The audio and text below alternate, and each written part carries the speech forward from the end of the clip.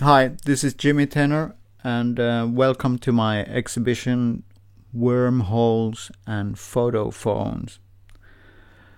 And I'm gonna make a tour of this exhibition going clockwise, starting from the left.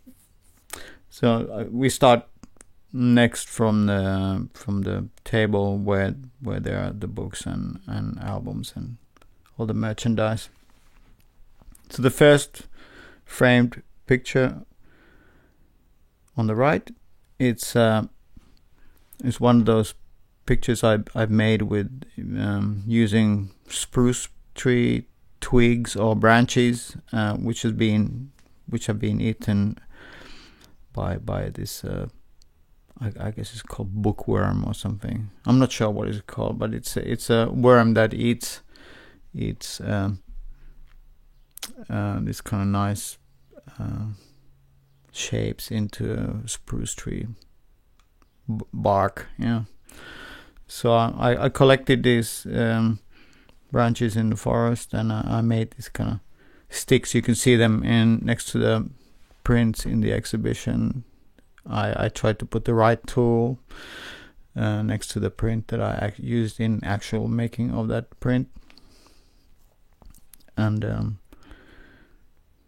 yeah, it was kind of hard to make them this because the twigs are not, or the branches are not exactly straight. So I had to use very, very soft surface under the Japanese paper I used, and I used the wood print ink, very, very oily ink, so it stains quite well. And underneath that first picture, there's one of my early PR contact sheets, which were made using a Zeiss Econ camera, 6x9 centimeter negative. Those were made in 1996. Okay, then we move right. There's a first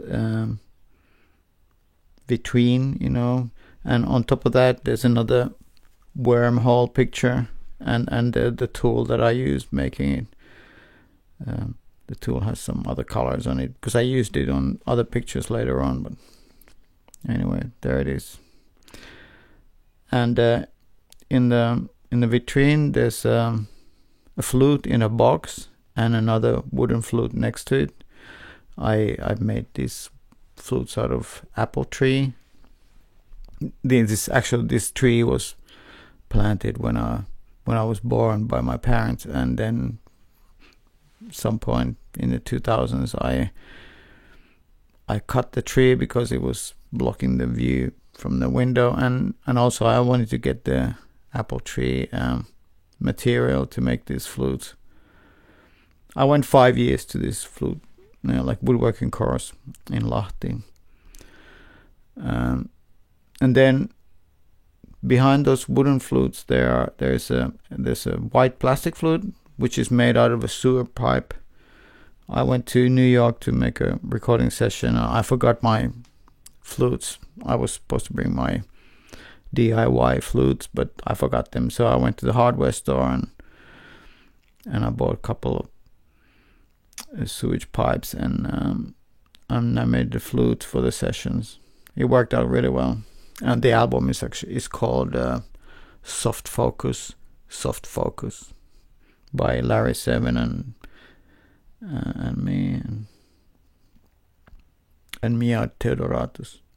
Anyway, this after that flute there's a clear acrylic flute, and the acrylic ones are hard to make, but they look really cool. And in the acrylic one you can see the nodes.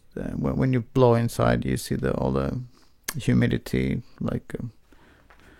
moving in a certain way. Underneath that there's a Jimmy Tenor book called Omniverse.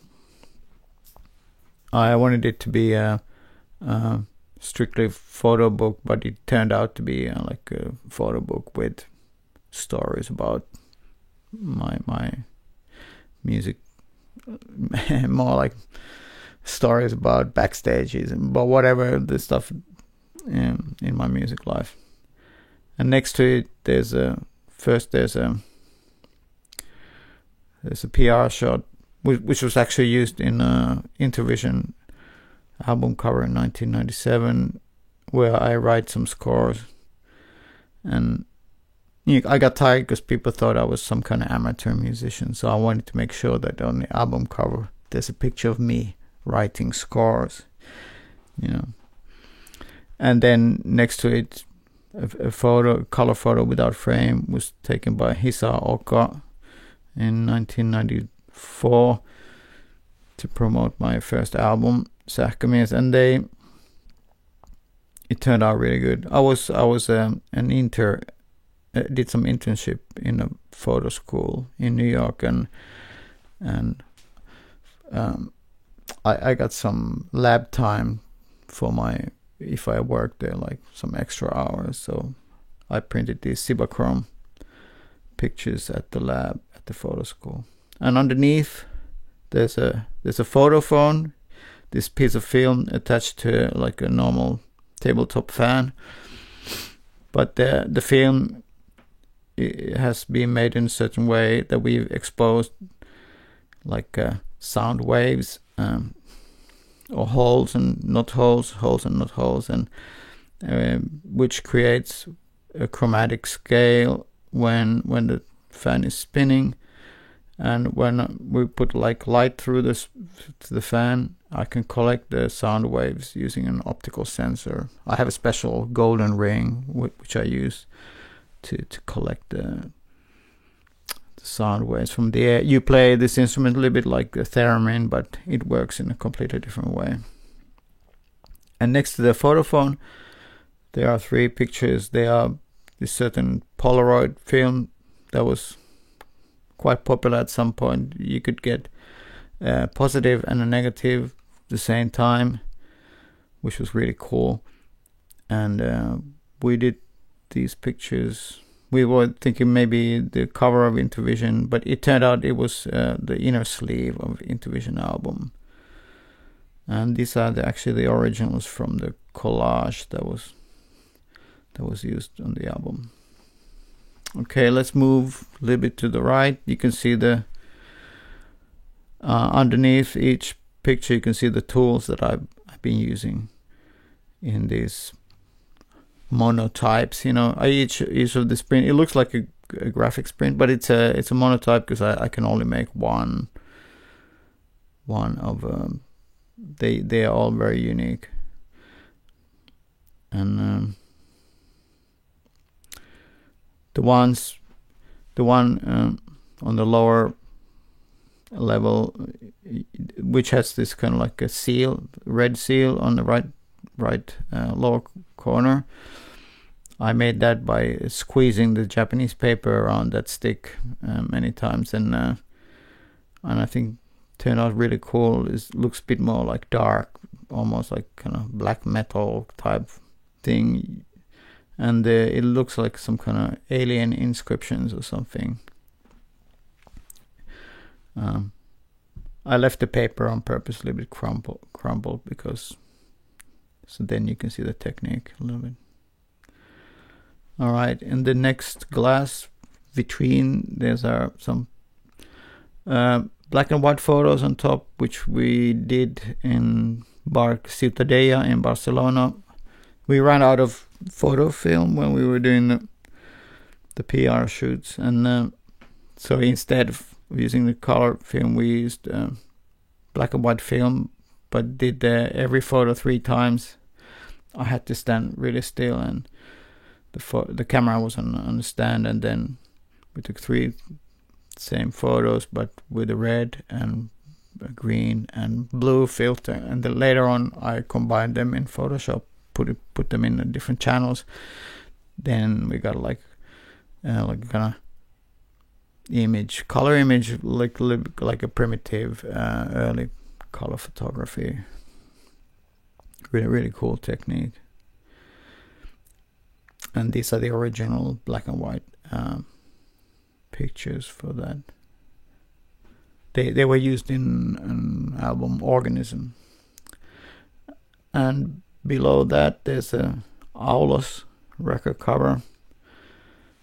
The original painting is called the Playing of Väinämöinen, the main guy in the Finnish saga called Kalevala. And it's a famous painting which is now in Helsinki University corridor. But I sent the original to this painter in Ghana called Babs, and he repainted the image, and he put me on sitting on the stone instead of Väinämöinen. I think it came out quite funny. And below that there's my new album July Blue Skies. This is the back sleeve, and the picture is taken by Tytti Viljanen. This was taken during the COVID times, and we were driving around Helsinki. We went to Porvoo, next to this oil refinery. There's a swamp where there's a lot of dead birch trees, and it looked really cool. So we took a couple of photos. And underneath that, there's a cover of Itetun, which is a special album by Abdis, Asafa, and me. All the instruments that we use on the album were made by us, and of course all the songs too. And then on top of that, the vinyl has been engraved 150 times. We made 150 copies, but it's not pressed like a regular album. This is every album was engraved separately and cut, separate with this like a home cutting device by Roope Seppälä. And then Roope also made the covers himself used by Silkscreen, and I made the camera for the photo shoot. It's a pinhole camera, and I also made the logo Itetune by using ballpoint pen. And so it's very DIY project indeed. And next is like my main works for this exhibition. They're called wormholes, and they are actually wormholes. They you can see the tools under each frame, and these might actually not be the real ones, but because the real ones is even a little bit thinner. But anyway, I made this. I used pencil and a piece of yarn. I made these circles, and then I followed the circles with these different colors using this wormhole tool. It was really difficult to make these. It took me forever, and this wood print ink is stains like really easily, and it's very oily and greasy. So it was tough to make this. I wanted to make them look a little bit like some kind of esoteric Waldorf school type of fun thing, some kind of circle of life or something with alien script. Okay, then we move to the right. There's two photos, huge photos. I went around motorways, and I took pictures of flattened animals, because they look like ready-made abstract paintings. And these two pictures are actually just two examples of a big series. I have maybe 25 in the original exhibition from them about 10 years ago. And I think they turned out good. I used this huge camera from the 1900s to make these pictures. Because these are on the motorways, it was dangerous to go there, and sometimes I had an assistant to warn me when the cars are coming, and I had to focus it in advance and just quickly drop the tripod with the camera on top of the animal, and then take the shot and then run away. Okay, then if you turn a little bit more right to the center of the room, there's this pinball machine instrument. It works a little bit like a modular electromechanic synthesizer, and there's a switch on the next to the cables, a red switch. You can press that and start playing it with there's nine keys in the pinball area. You can press them, and then you hear all the sirens and different electric motors that will start making noises. And in the third glass vitrine there in the background, there's a album Order of Nothingness. I took it with old Mamia in this swamp called Kuusijärvi near Helsinki. I think it turned out good. And then there's some CDs on the second level. There's Sähkömies, my first album cover, and then there's a CD of Veijo Rönkkönen Statue Park in the eastern Finland. It's always worth visiting there near Imatra. And then there's a picture of Terra Exotica, which I did with this 19th century camera. It's a self-portrait with my cat.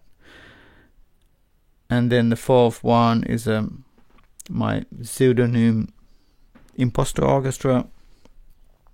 I took that photo with Tommy Grönlund, and we wanted to make a image that would be like a satellite image, as if they found like an alien civilization and sent pixel by pixel this like really low quality image.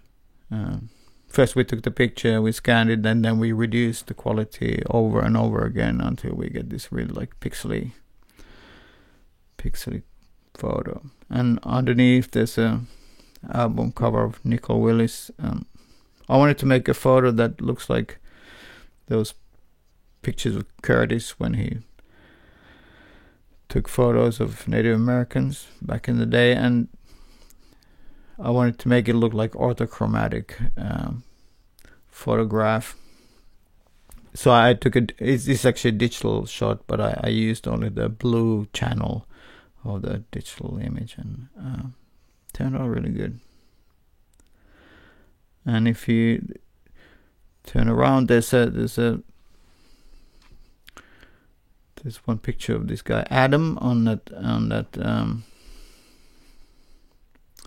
the wooden pole. This is from a series called Z Factor. I made this in 1993, 1994 in New York.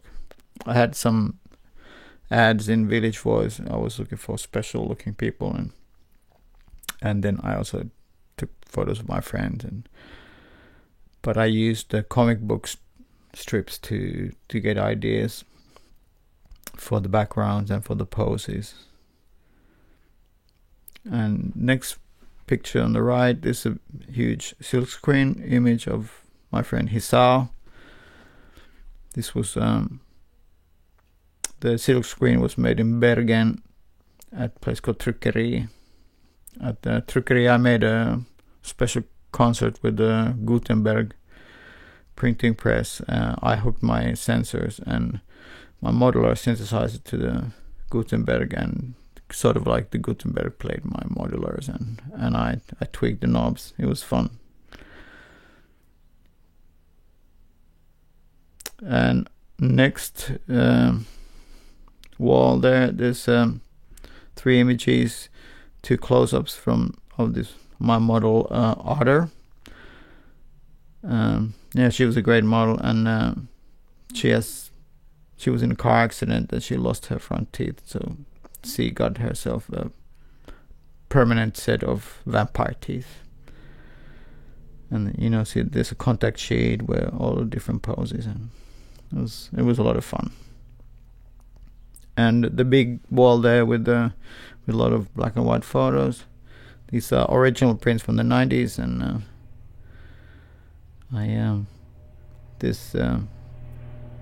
there's a dwarf guy, Bobby, with 4 hands, and the extra hands are my girlfriend Tina's hands, and she was wearing a black bag or something, so she only the hands can be seen. And I made friends with some local wrestlers, and I took pictures of them.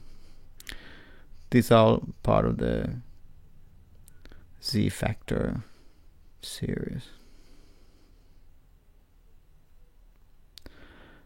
Okay, then we move to the right. There are some clothes. There's a couple of pants. They are my fashion brand Tenorwear that I had for a while. In the picture you can see the yellow Tenorwear pants that I ordered from my friends, and the idea was that with the zips you can make the pants baggy or straight or flare. And I was dancing in a club in London. Plenty of people asked, "Hey, those pants are really cool, so where can I get them?" And then I thought, well, maybe I start a small fashion brand, and I think a couple of hundred of these were made, and then I made some shirts, t-shirts, and the one on the wall with the pentagram is made by Vilonki and Kaukolampi. I asked them to make anagrams of tenor, like over and over, different kind of anagrams into the pentagrams. It's kind of fun. And more in the center of the room, there's this wooden box with 5 reeds in it, and that's a bass kalimba. Apparently, this is the instruments they use in the palm wine bar in Ghana or something. I guess there are other instruments too, but this is the bass instrument. I put 5 strings. In the original one there's only 3, but I put 5 reeds. Then if you look at the carpet there are 3 instruments. There's a first one with the 6 rocks. It's called lithophone, which means stone phone. And then by selecting the right kind of woods and putting them on this kind of lattice of birch trees, you can make it like quite nice stone marimba. And next to that is a logophone, which is a kind of, it could be the original Finnish percussion instrument if there was one, but if there was one, this would be it, the logophone, because the sound of making logs is the most Finnish sound.